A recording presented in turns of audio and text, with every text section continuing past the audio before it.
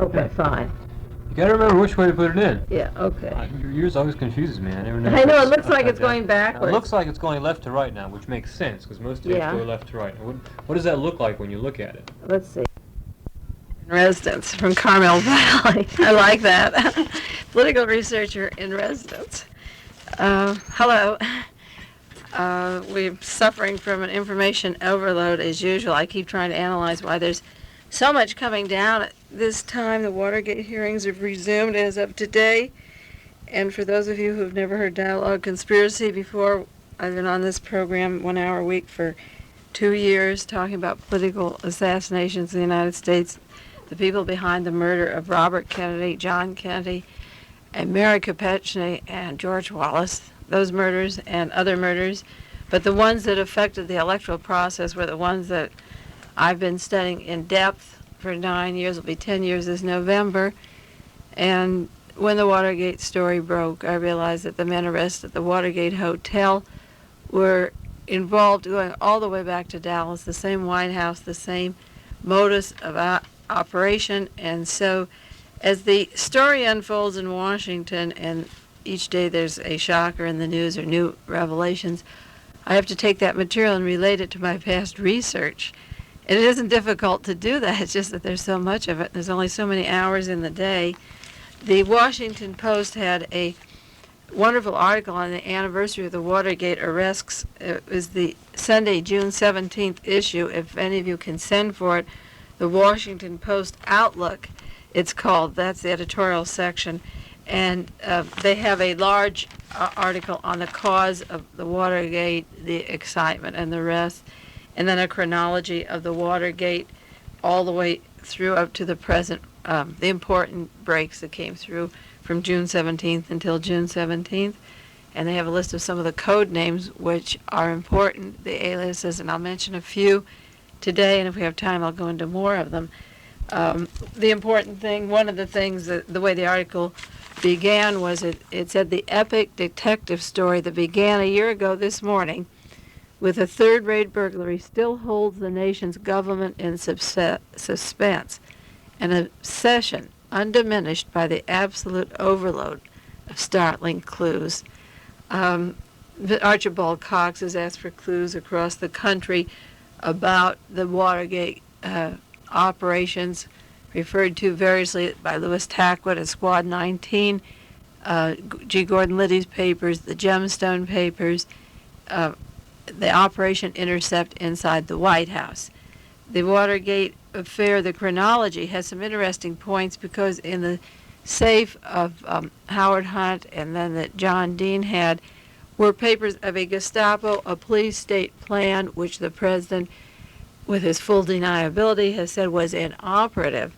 And the chronology of the Watergate said that in July 23, 1970, President Nixon approved of an intelligence plan which included expanded domestic surveillance, electronic surveillance, surreptitious entry, which means breaking and entering in any home or office that you want, opening mail or other aspects, and operations which we have not seen yet that are classified, that are included in these documents. Supposedly, President Nixon approved of the plan July 23, 1970, and then on July 28th, the intelligence plan was rescinded because of the opposition of J. Edgar Hoover.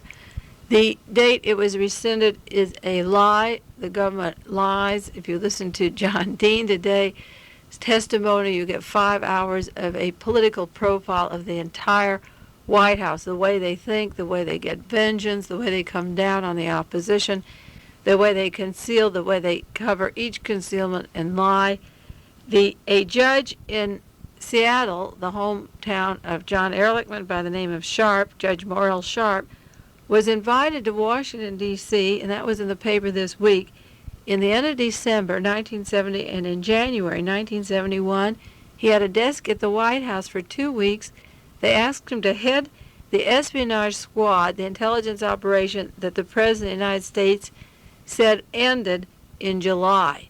That same December and the following January, they were looking for a man to head this operation. The judge backed down, and when the excuse Joe Magruder or Herb Porter or all the people involved in the Watergate that they're not doing anything that everyone else does is a lie, because people have the option to refuse being a criminal and a crook. Judge Morrell Sharp was in Washington 2 weeks. He had a desk there at the White House. He went to meetings.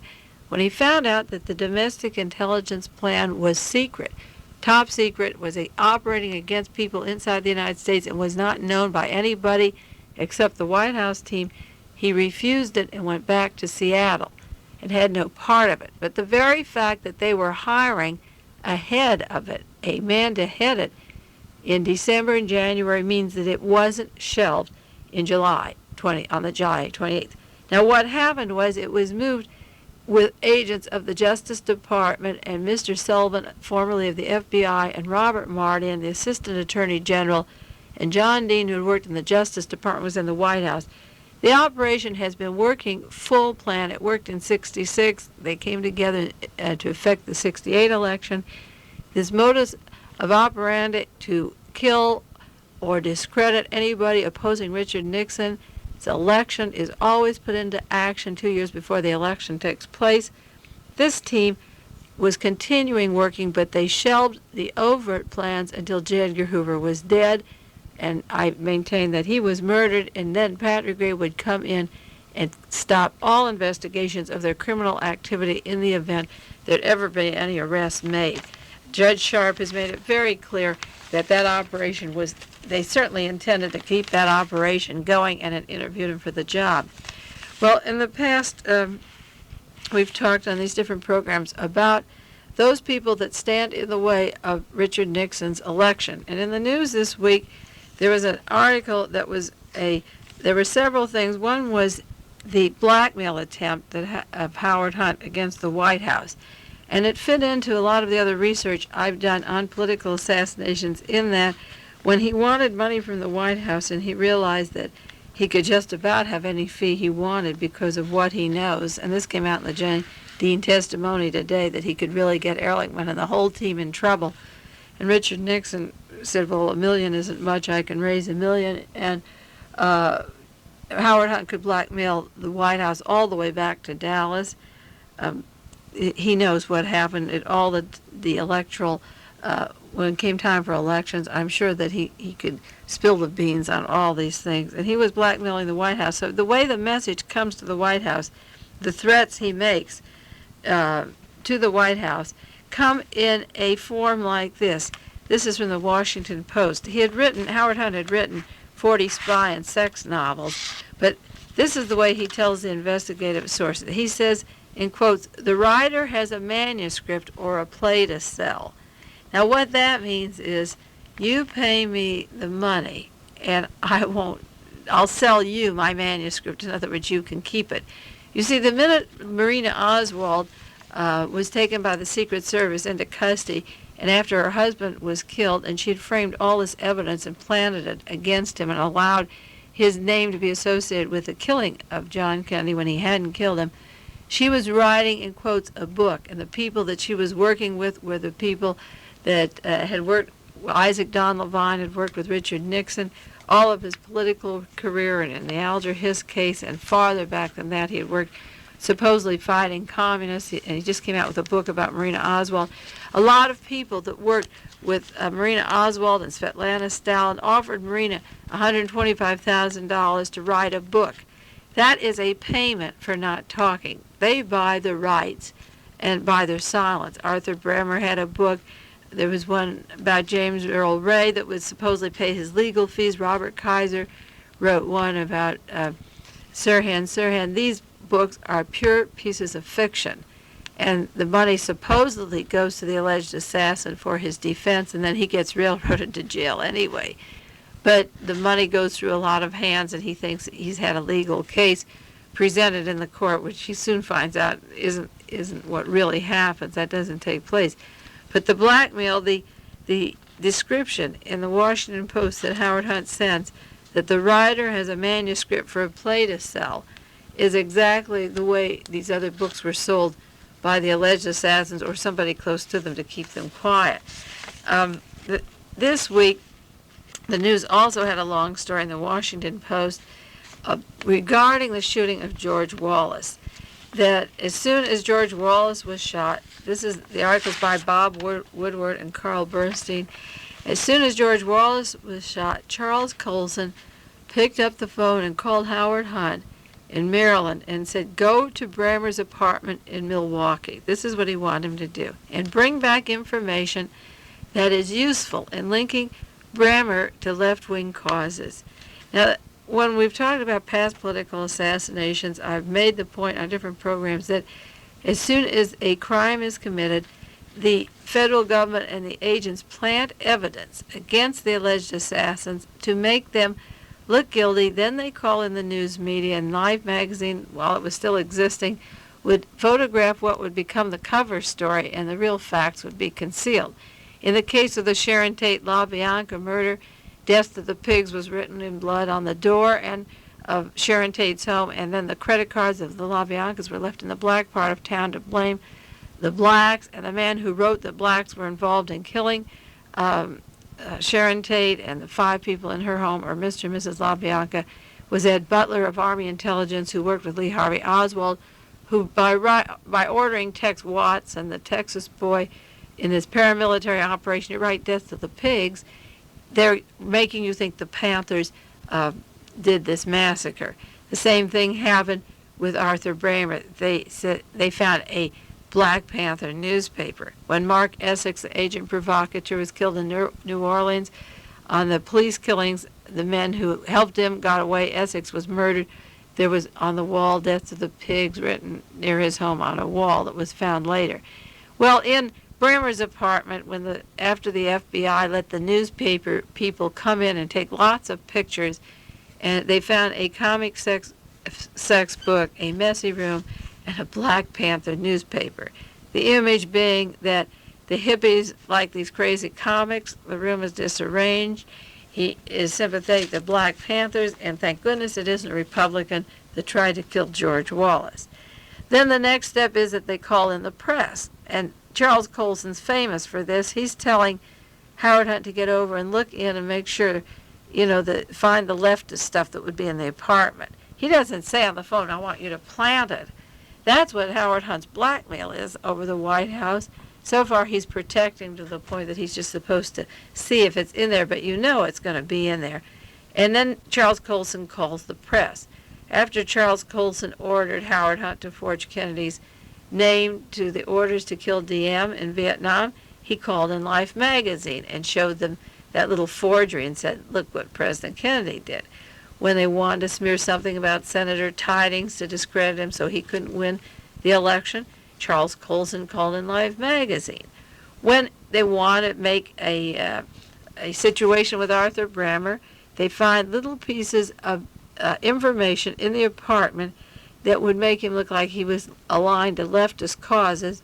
But the Washington Post said the FBI couldn't figure out, why the press came there before the FBI, how they get into the apartments to find all these goodies. And I think it's very interesting that Howard Hunt gets a call from the White House, and the White House would involve themselves. Another thing on the hearings this morning, John Dean's hearings, and we're going to talk at length about the Chappaquiddick incident. Was it Lasowitz, Mr. Caulfield's friend, the man who receives $20,000 a year, 22 from Mr. Kalmbach for espionage money, was up at Chappaquiddick at the time Mary Jo Kopechne was killed, and he's telling the press all the bad things about the accident that happened to Senator Ted Kennedy. That came out in the hearings this morning. The reason he's up at Chappaquiddick is concealed so far, but I think people in the country are going to begin to put some of this together, that Hunt and Colson and Lasowitz and all these people are involved in these particular operations. Because as you watch the Watergate hearings, they resume today, you have to know that all the effort to cover things up that's going on just can't be about bugging the Democratic offices. It's a large espionage operation. The article about Hunt being called from Colson, he said he didn't get to the apartment. It was a long ride and he might be discovered. But he didn't say that he didn't send somebody else. He was afraid he would get recognized if he got there, because it's from Maryland to Milwaukee. Maybe the police would be in there by the time he got there. And he also made a point of saying there was nothing about a break-in involved, which means that Howard Hunt didn't get paid as much money from the White House as he expected. So he's letting out a little clue by particularly telling the grand jury in Washington that he wasn't supposed to break in. Then somebody had the apartment, the key to Bremer's apartment. And also, we know that the CIA supplied the locksmiths for the hotel rooms in Florida and for what they needed for the operation to get into the Democratic headquarters.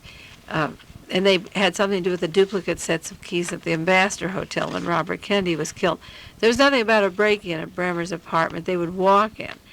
Now, there was a man with a New York accent with Arthur Bremer up in Michigan who was described, and the same man, the same physical description, the same weight, was seen on the freeway in Maryland right after George Wallace was shot. And he had a New York accent. The one in Michigan had a distinct New York accent.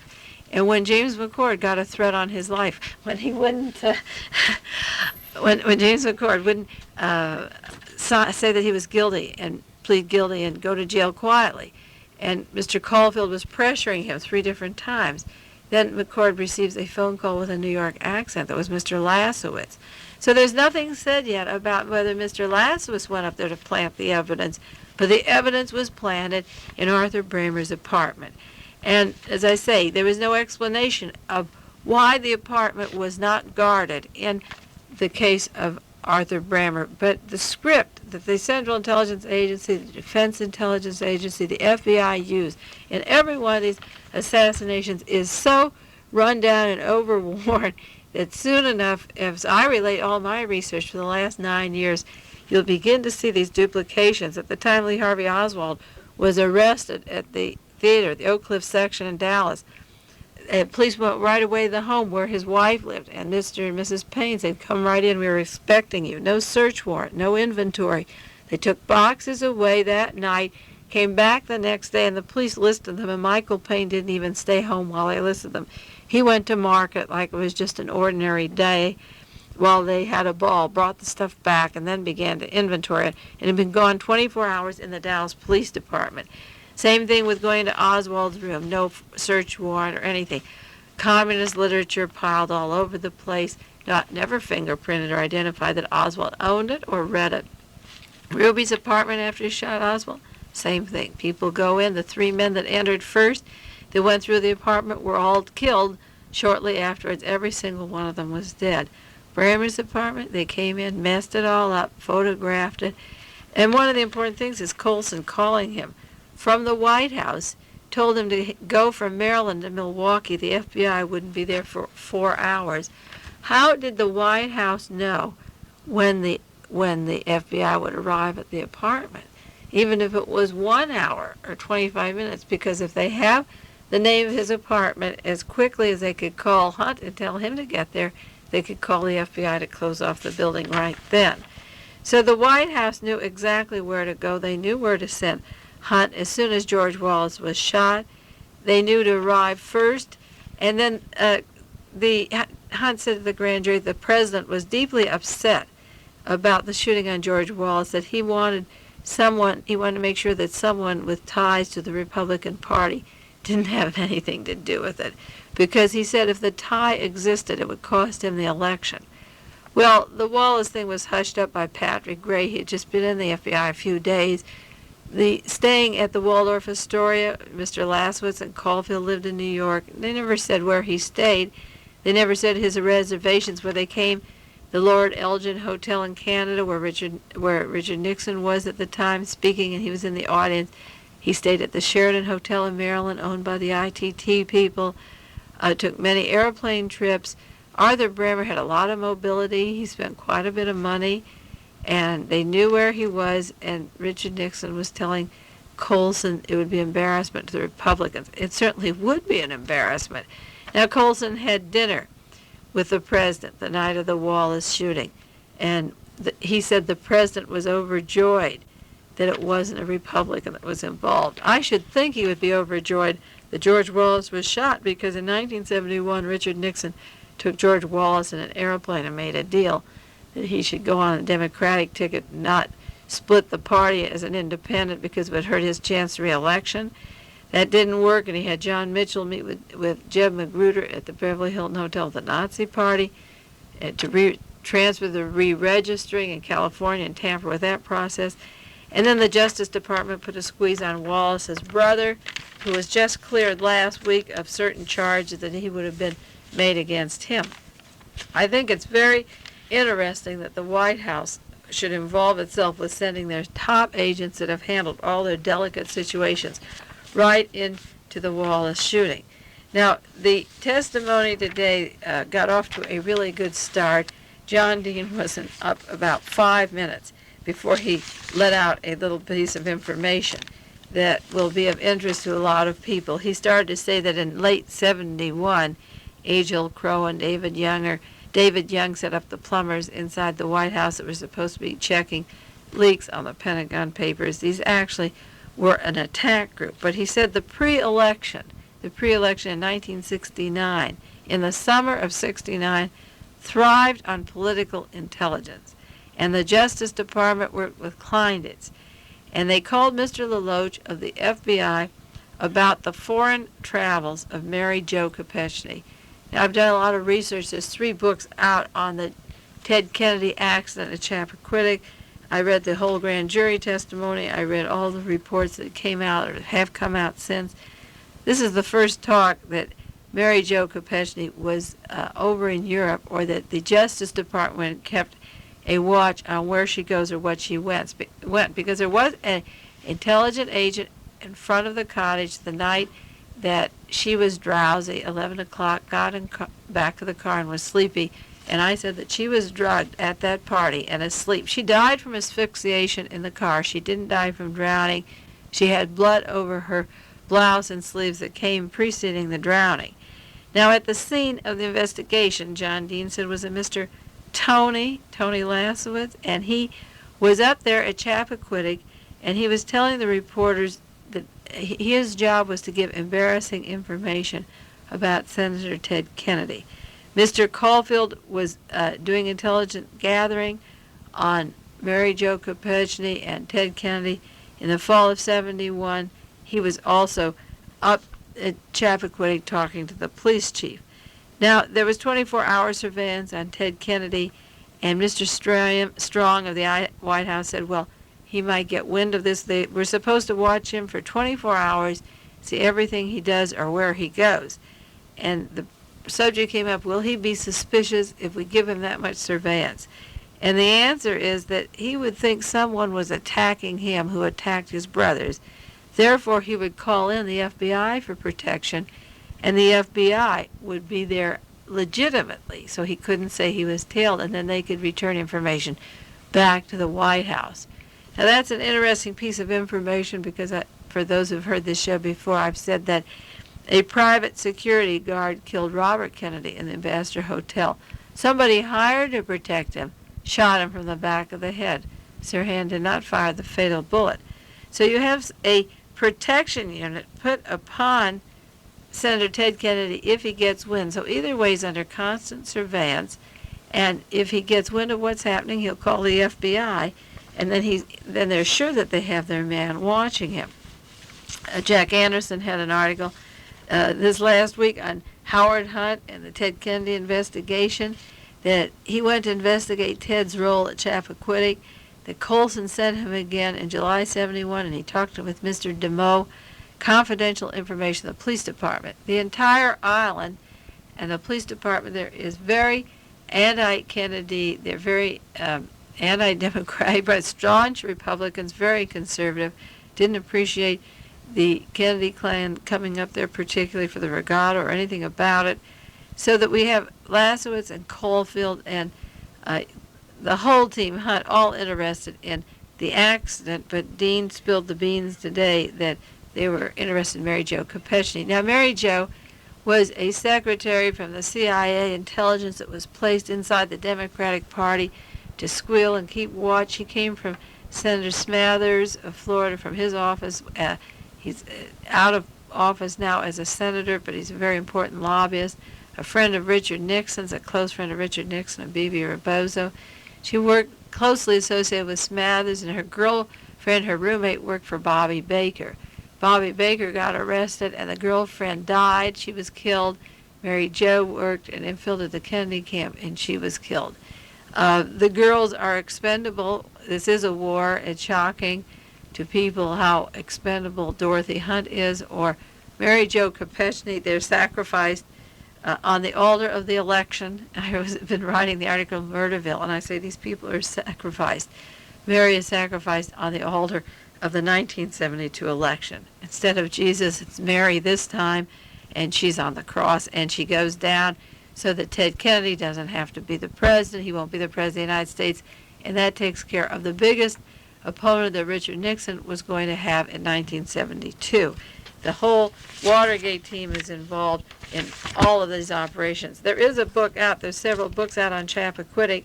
There's one called The Education of Edward Kennedy, a family biography, and it's written by Burton Hirsch. And it's supposed to be an excellent book. Bob Cutler helped him, Bob Cutler from Massachusetts, who's doing his own book on Chappaquiddick. And this is a book called The Education of Edward Kennedy. Bob Cutler is a man he was on my program about a year and a half ago, who wrote a book on the bullet 399, the impossibility of this particular bullet killing John Kennedy and traveling the way the Warren Commission said it worked. And in this book, The Education of Ted Kennedy, it goes into a lot of facts about the car that was found 40 feet off the bridge, and it was not going fast at all. It was going about 20 miles an hour. And the time it went in, supposedly at 11:30 at night, there was 6 feet of water. The tide was out, and there was 6 feet of water. It goes into the fact of Kennedy's blow on the right mastoid of the head, close behind his right ear. I said he had a concussion, that Mary was drugged, and that he was semi-conscious. He was hit from behind and woke up at a hotel. It goes into Gargan and Markham, the two people that were supposed to get help. They went down to the bridge with him. There were 2 lighted houses and a fire station on the way that they had to pass, and they didn't go to any of those when the diving rescue team was there and could have helped them right away. Mr. Gargan, who's Ted Kennedy's cousin, said that he received injuries trying to get the car door open or helping Ted Kennedy. Nobody saw the injuries. The tide was impossible. It was in direct conflict with what Ted Kennedy said about swimming back. There was damage on the mirror of the car that could not be explained in the event that the car went over the way they said it did. It actually was toppled over. There were discrepancies, and Mary being in the front seat, which Ted Kennedy said because in the back she was sitting well in the back seat, and it would be hard for her to get in the position she was in if she started out in the front seat. The book goes into the blood on her blouse, on the back of the sleeves. It couldn't be done underwater all the time that they said she was underwater. And the police officials who brought her in, they didn't see blood stain on the blouse when they signed their papers, but it was very clear that the blood stain was there. They gave her a 0.9% alcohol in her blood when 0.10% is the level of legal drunkenness. And the one thing she never did, she was a notorious non-drinker. Ted Kennedy came over from the mainland to the island the next morning and called the officials when he said, "I realized what happened." He had gone downstairs at his hotel, had breakfast, acted perfectly normal, and then came back on the ferry and saw his car and was told there was this dead body in it. Sheriff Look saw Kennedy's Oldsmobile at another point in the evening, that it was about 1 o'clock in the morning, and identified the license plate, the number, other people sitting in the car. And then the next morning, this car was at the bottom of Pucha Pound. There are a lot of people involved in the drugging of Mary Kopechne, in her murder, in framing Senator Ted Kennedy. But I think as the Watergate goes on, a lot of people are presenting evidence to Mr. Cox, Archibald Cox, about the Robert Kennedy murder, the John Kennedy murder, Mary Kopechne's death. And I think Howard Hunt is testifying this week to the grand jury about that incident in Brammer's apartment is important. I think the dean talking about Mary Kopechne right now is very important. To throw her in before they even got to Richard Nixon. If you heard the testimony this morning or you listened to it this evening, the very fact that they begin the whole thing with Mary Kopechne is just tossing out something that, and the newsmen, CBS, NBC, the news analysts, won't touch the Mary Kopechne thing. If you notice, they're just on to other details. Nobody wants to make the connections about the deaths. Now, the issue of the Washington Post had a resume of a lot of the aliases and code names. There were two that were interesting to me this week, but the overlap of names of the Watergate people, a very complicated espionage operation. Nobody can underestimate the complexity of what's unfolding there in Washington, or you can't simplify it no matter how you try. Mr. Ehrlichman's code name came out today. It's Mr. Wisdom. If there's any name that doesn't apply to that particular gentleman, Wisdom is the name, because I think of being so harsh and just bulldozing his way through everybody, and wisdom has a different connotation. Mr. Bully, Mr. Ehrlichman calls himself, his code name is Wisdom. Some of the names that came out that have been coming out all along, like George Leonard as George Liddy, and Edward Warren and Edward Hamilton as Howard Hunt, and McCord also used the name Edward Warren, the same as Howard Hunt. Those were supplied by the CIA. But the two names that caught my eye, one was Sandwich, and that when I heard the testimony of John Caulfield, I thought it was Sandwich, W-I-C-H. But the name is Sandwedge, W-E-D-G-E. Now, Caulfield was in the White House doing dirty tricks with Mr. Colson and Richard Nixon in '69. And now that I think about him being up at Chappaquiddick, Sandwedge seems appropriate if you think of what was wedged in the car. That would be a very appropriate name for Caulfield. Would be Sandwedge, because Ted Kennedy's car is the one thing I can think of that would justify his having this particular name. There was another name that came out this week, Sedan Chair 88. Now, there was a sedan chair before that came out. Sedan chair referred to in the Senate hearings to a Nixon campaign committee operation in 1972, to one committee operation in 72 against Hubert Humphrey. That was called Sedan Chair, and somebody followed Hubert Humphrey. But Sedan Chair 88 is Michael McMinoway, a volunteer security guard who followed Hubert Humphrey into Miami and Pennsylvania and California. Well, if there's Sedan Chair 88, I wonder if it runs 1 to 87 around the country, because when Donald Segretti was arrested, he hasn't been indicted, but when he first surfaced as an agent provocateur who was linked to Herbert Kalmbach and Dwight Chapin and Richard Nixon and Howard Hunt, he said that he was one of 50 agents.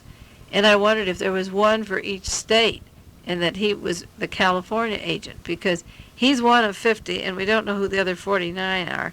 But Sedan Chair 88 was down in Florida, and what he did, he heard Frank Mankiewicz having a conversation about Tom Eagleton's mental condition before it surfaced, before he was nominated for the vice president. A lot of people feel that inside the camp of McGovern, that he was sabotaged right from the beginning by Kennedy people who wanted to leave the operation open for Kennedy in 72, his strength get in 72, and not have a Democrat now, that kind of was a deal being arranged. Of course, Frank Mankiewicz would deny that.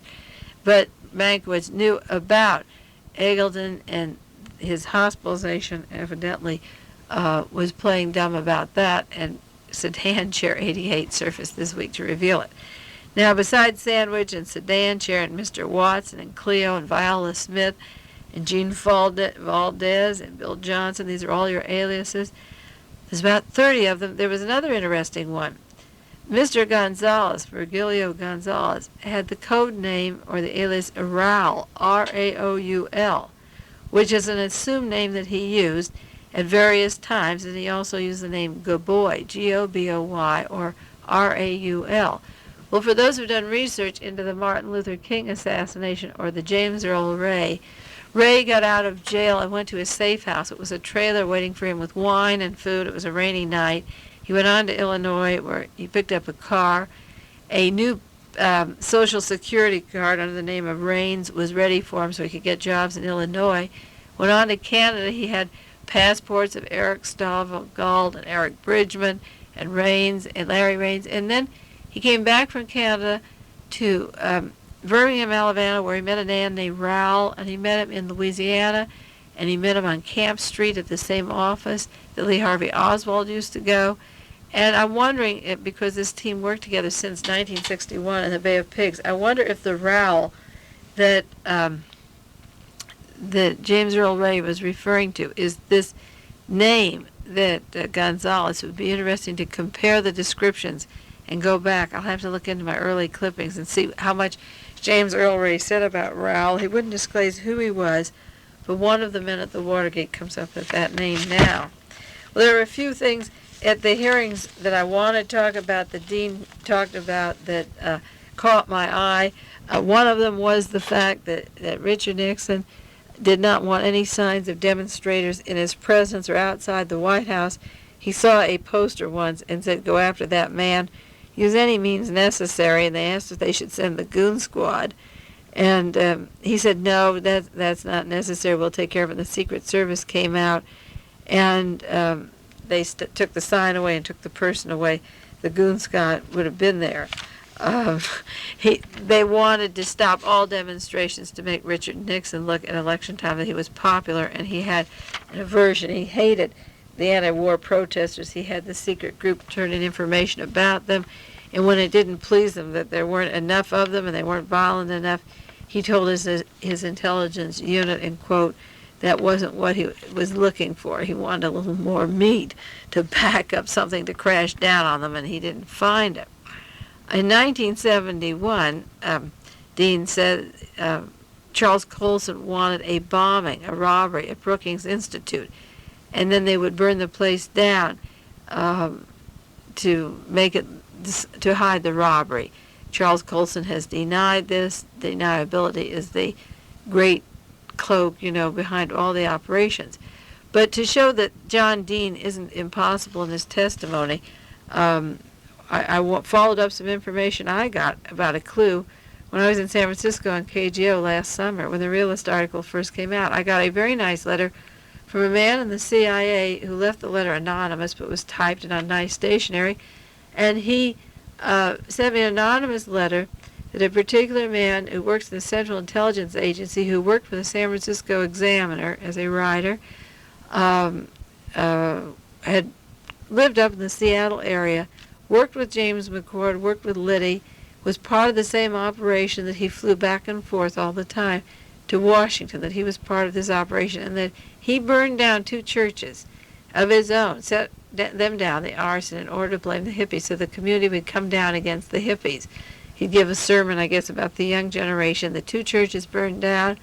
He came to San Francisco to work for the Examiner, and so I asked people to do a certain amount of investigation about the man. He used to live in Carmel. He lived at Pebble Beach, has family that live there now in the Monterey Peninsula.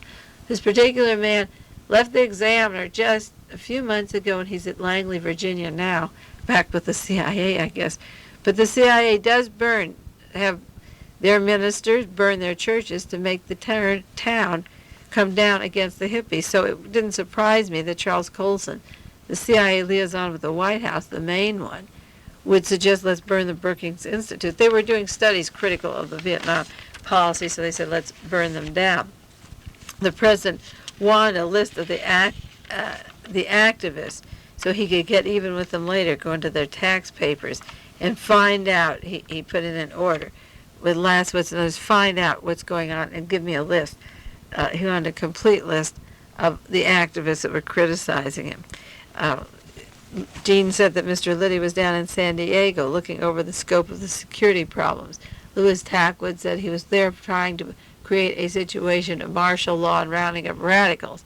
The San Diego police had no record of John Dean at all. It was a private operation working with the Justice Department to bring in radicals and then to arrest the leaders. Dean had the idea of kidnapping them. The Operation Intercept inside the White House was to create martial law and arrest them. That would be a lot easier than kidnapping.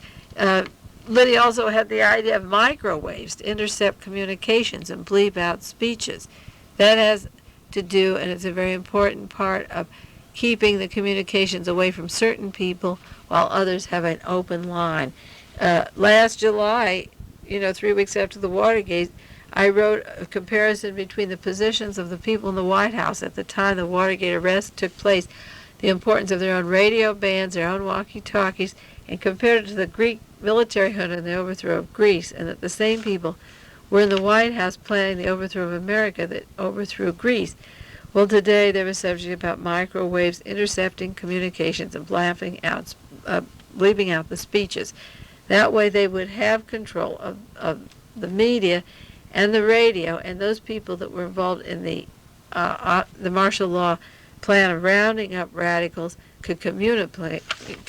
The other people in the nation in San Diego couldn't get together. When it came time to cover up the story of the Mexican money, which was getting kind of sticky because it had to do with CIA washing and Texas money, you see, Dean and Hunt and McCord are still bargaining for a short sentence and for executive clemency and to be paid off. So there's not spilling very many beans. They're just letting one or two out of the bottle.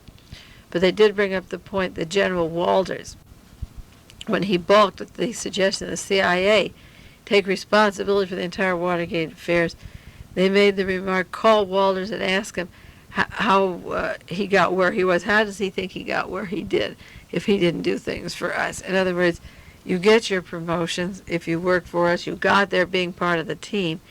And how do you think you made it if you didn't, work along with us? And you're not going to make it if you don't, cooperate now.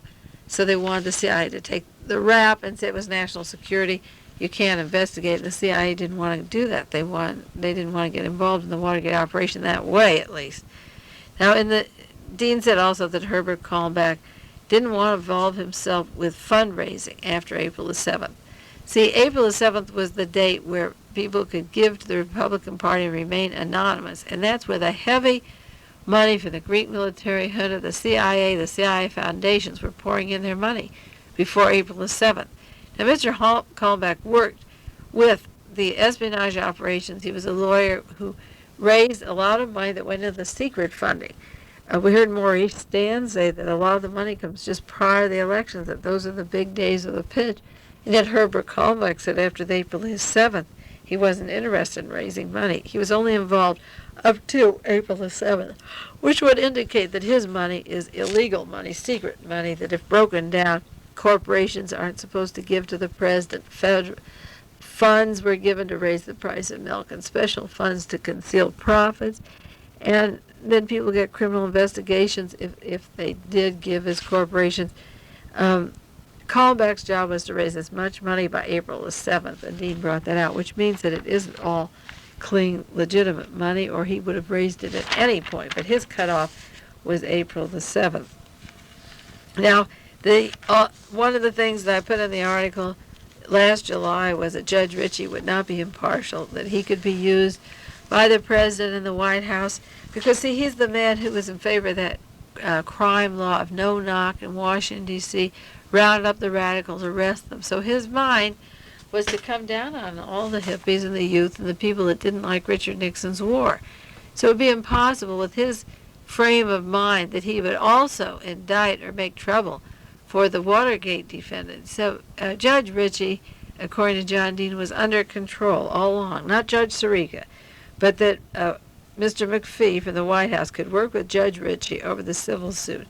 And Ritchie said he would be helpful. And that's an interesting split in judges. One wasn't helpful and one said he would be. In other words, he would keep the conversation limited to certain discussions. It wouldn't get too far into the conspiracies. There'd be no embarrassment to the people as the subject came up. And I imagine he wanted what the White House calls their linear trials. This is what they do with Sirhan or the Warren Commission hearings. They block out anything that suggests a conspiracy and leave the investigations to one particular thing. And in the case of the Watergate, with Ritchie holding that case, they'd limit it to who was at the Watergate Hotel and not what did McCord and Hunt or Liddy do previously that affected the Watergate operation. They were not going to make this an issue, and it came out that Judge Ritchie would be very helpful. The president asked for a list to make life harder with the Internal Revenue, that he'd attack his enemies as soon as the election was over. His plans were to go out and attack them, and Haldeman was to keep a list of who would stay and who would go, like who in the administration is for the president, who passes the bills, who's a surrogate election time. The picture of Richard Nixon, the very obsessed, vindictive man, comes out in the hearings of Dean. It comes out in the other hearings because they, even if they have a love affair with Richard Nixon and say he's totally innocent, any word they say can be used against him because the man has been behind so much evil, and he keeps bringing out the Alger, his case, as a great investigative research, or the Warren Commission hearing. The Dean testimony shows you how he's going to come down on people and hurt them, and he'll call in the Internal Revenue and attack his enemies. And then Haldeman is to keep a list and make sure that